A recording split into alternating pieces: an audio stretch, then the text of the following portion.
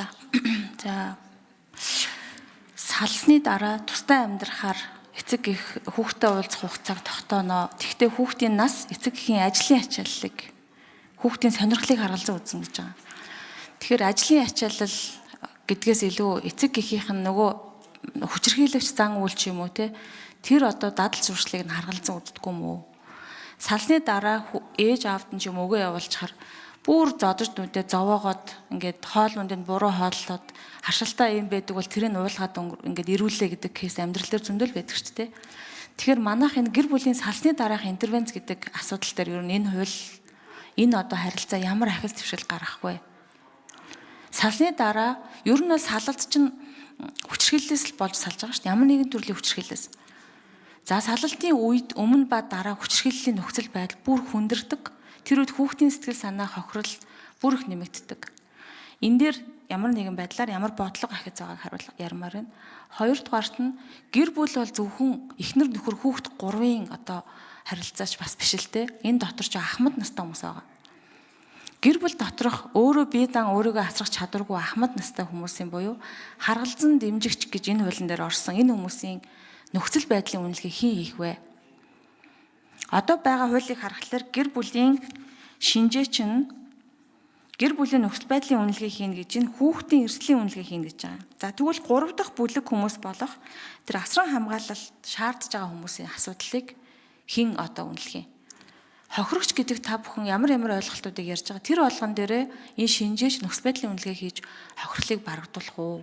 Энэ шийдвэр хаана гарах вэ гэдгийг тодруулмаар байна. За тэгээд дараа нь хариултын дараа дахиад нэг юм тодруулах юм байна. За гэр бүлийн хэрэг хянан шийдвэрлэх урьдчилсан арга хэмжээ гэдэг 14 дугаар зүйл дээр байгаа.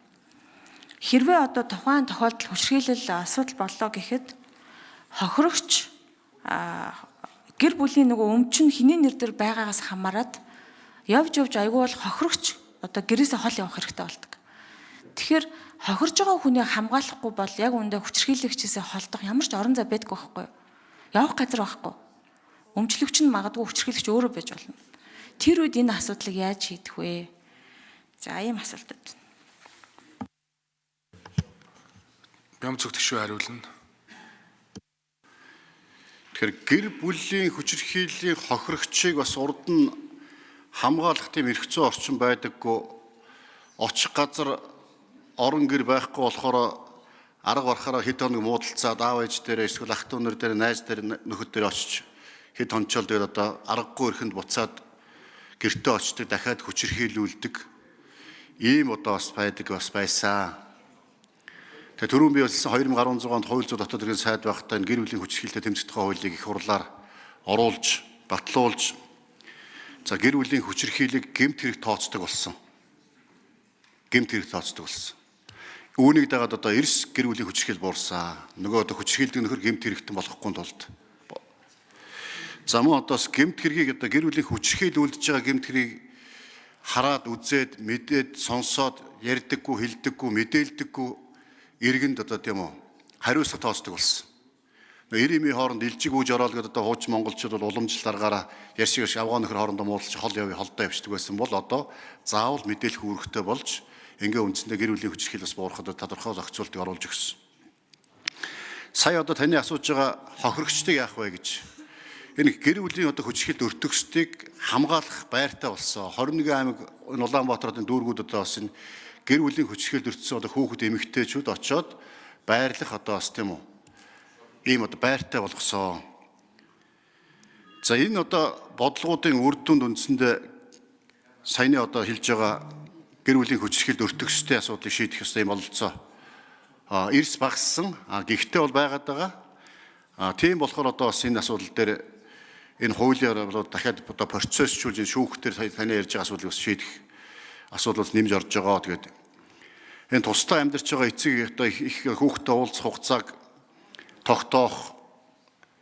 За мөн одоо бас нэг сая ярьж байгаа тэр хөрөнгө орлоготой холбоотой асуудал дээр манай ажлын хэсгээс нэмээд хариулцдаг.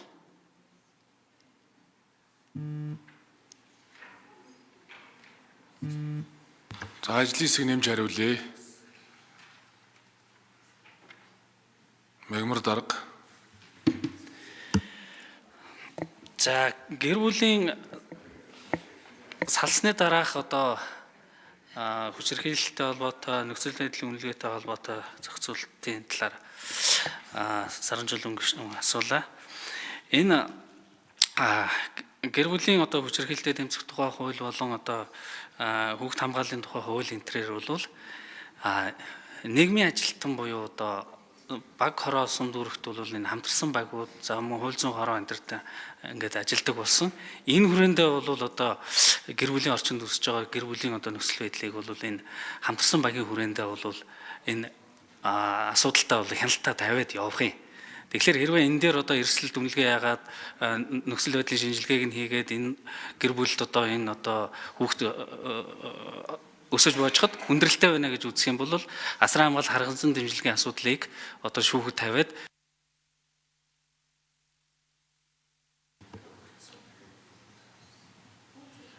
За Саранчулын гишүүн тодруулъя. За дахиад асууя. Хамтарсан багийн үйлчлэгээ бол гэр бүлийн одоо хүүхд хамгааллын асуудал дээр илүү ажиллаж байгаа тий. Тэгэхээр одоо гэр бүлийн шүүх болон шүүхийн хянан шийдвэрлэгийн процесс дээр түрүүн сайн зориг гишүүний хэлсэн шиг нийгмийн ажилтнууд энэ гэр бүлийн шинжилгээ нөхцөл байдлын үнэлгээнд дээр илүү тодорхой орж ирнэ гэсэн үг үү? Би яг хуулиас нь харахгүй болохоор асууж байгаа шүү. Тэрийг тодруулмаар. За тэгээд эрүүл мэндийн дадал зуршил буюу одоо хүчирхийлэл үйлдэгч гэж хэлдэг юм уу? Одоо нэг салсан буруутай этгээд гэдэг юм уу? Өөрөөр хэлбэл хүүхдийн хөгжил эрүүл мэндэд хортой нөлөө үзүүлж байгаа эцэг юм уу их эсвэл хансран хамгаалагчийг салалтын дараа яаж харилцан зохицуулах юм бэ? Уулз гэл орхичих юм уу? Эсвэл одоо тэр зан үйл засах сургалт энэ төр чи одоо яаж үйлчлэх юм бэ? Тэрнийхээ дараа хүүхдтэйгээ уулзах юм уу? Өмнө нь уулзах юм бол гэж би асуугаад байгаа байхгүй.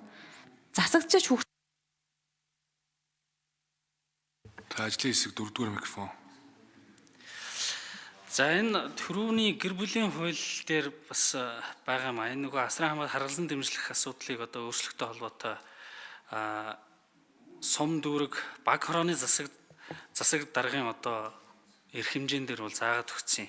Энэ 57-гийн гэр бүлийн тухай хуулийн 57-гийн 2 дээр энэ дээр одоо нөхцөл байдлын одоо хүсэлт гаргаад одоо шинжилгээгээр бол энэ асран хамгаалалт харгалзан дэмжлэгийн асуудал жишээ нь одоо ахмад настан одоо бие даан амьдрах чадваргүй байдалтай байна гэх юм бол асран хамгаалалт харгалзан дэмжлэгийг нь бол өөрчлөх хүсэлтэй бол засаг дарга бол ингээд юуны шүүхэд нөхцөл байдлын шинжилгээ гаргаад энийг нь асран хамгаалалт харгалзан дэмжлэгийг өөрчлөлт хүсэлт гаргаад шүүхээр шийдвэрлэх боломж бол бүрдэж байгаа юм. За тэр хүүхэд уулзахтай холбоотой асуудал бол бас нэг гэр бүлийн одоо дагнсан шүүхийн шүүгч шийдвэр гаргахтаа энэ гэр бүлийн нөхцөл байдлын шинжээчийн дүгнэлт тайлан дээр За Саранчулын гишүүн тодруулна. За би тэгвэл бүр баттгаатгая тий. Гэр бүлд байгаа одоо бие даан амьдрах чадваргүй хөгжлийн бэрхшээлтэй хүний талаарх шинжээчийн дүгнэлтийг хэн гаргах вэ гэдгийг тодорхойлоод өгөөч.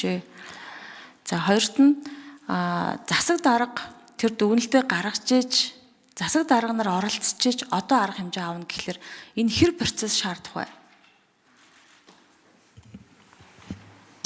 Ажлын хэсэг 4-р микрофон. за энэ анхан шатны нэгжүүд болох баг хорон дээр байгаа нийгмийн ажилтан хамтарсан багийн хүрээндээ л энэ гэр бүлийн нөхцөл байдлаа судлаад баг хорооны засаг даргаыг бид нар хуучин сум дүүргийн засаг дарга гэж хэлсэн бол одоо баг хорооны засаг даргаыг оруулж ирж байгаа. Тэгэхээр яг анхан шатны нэгж дээр гэр бүлтэйгээ ойрхон нөхцөл байдлаа мэддэг энэ баг хорооны засаг дарга дээр энэ хүсэлтийг тавих боломжийг бол нээж өгч байгаа. Тэгэхээр бол энэ маань илүү одоо анхан шат руу ойрч байгаа учраас энэ хүсэлт дүгнэлтүүд нь бол хурдан гарна гэсэн юм бололтоор бол хуулийн төсөлт бол энийг өргөжүүлсэн байж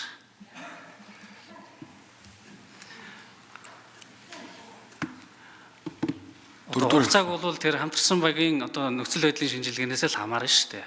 Хэр олон нөхцөл байдлыг судлахын гэр бүлийн орчны гэр бүлийн орлогын асуудал гэдэг ингээд тийм учраас бол энэ анхан шатныхаа одоо нэгжтэр байгаа энэ байгууллагууд дүгнэлтээ хурдан гаргана. Дунджаар бол